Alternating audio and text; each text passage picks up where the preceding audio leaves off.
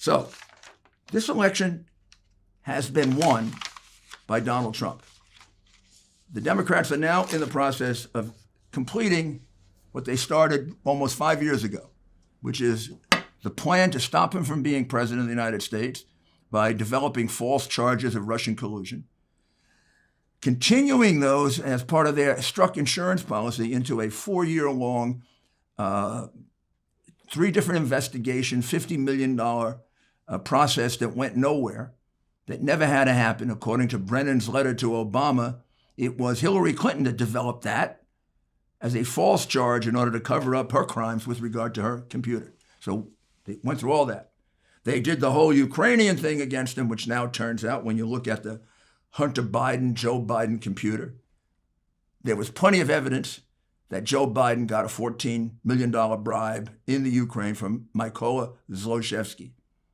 In fact, that something's got to be pursued no matter what, win, lose, or draw. That's a bribery of a vice president of the United States on record, making that whole Ukrainian impeachment thing a complete farce. And now we're into phase 3 or 4, which is the plan they started developing months ago with this mail-in ballot thing, which is entirely unconstitutional. The mail-in ballots were going to be a way for the Democrats to regularize and make legal what they do illegal in many elections and in places like New York, Boston, Chicago. They hold back the vote, and Florida. They hold back the vote when we get down to these last 4 or 5%, like you see going on. And then somehow they find new ballots. In fact, in Milwaukee, while we were asleep, they found 138,000 new ballots, all for Biden. All for Biden. You think those were cast by real voters? You think they were cast by some Democrat sitting in a back room?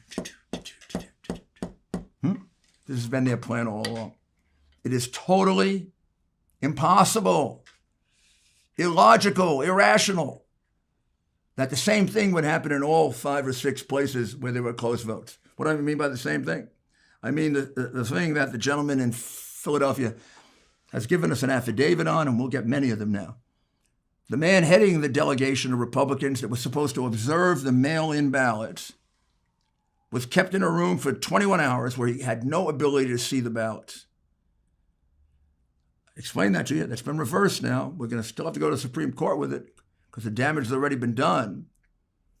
The end result of this, we've got similar conduct now, not allowing Republicans to observe the mail-in ballots. We've got it in Philadelphia. We've got it in Milwaukee. We've got it in Detroit. We've got it in Phoenix, Arizona, and we have it in both Las Vegas and Reno, as I told you. And those are all going to be pursued as part of separate and then long-term federal suits. Donald Trump won this election. The Democrats tried everything they could beforehand to stop him, including censorship. They couldn't. Now they've got one last chance, and that is what they're very good at, which is cheating on the vote count.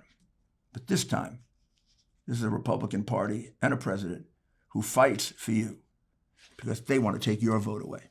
They want the elites to determine our president.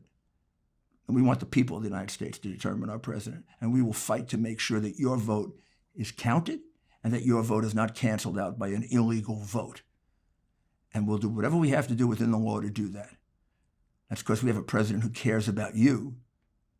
And they have a candidate who says, you don't deserve the right to know, and who announced, probably in a Freudian slip 2 days before, looking at the people, I'm going to win it without you. Yep, he's going to win it with the network heads, the big tech heads, and the money that he's gotten from all kinds of places, including communist China. We're not going to let that happen. Thank you, and we'll be back in a few days with another Rudy's Common Sense.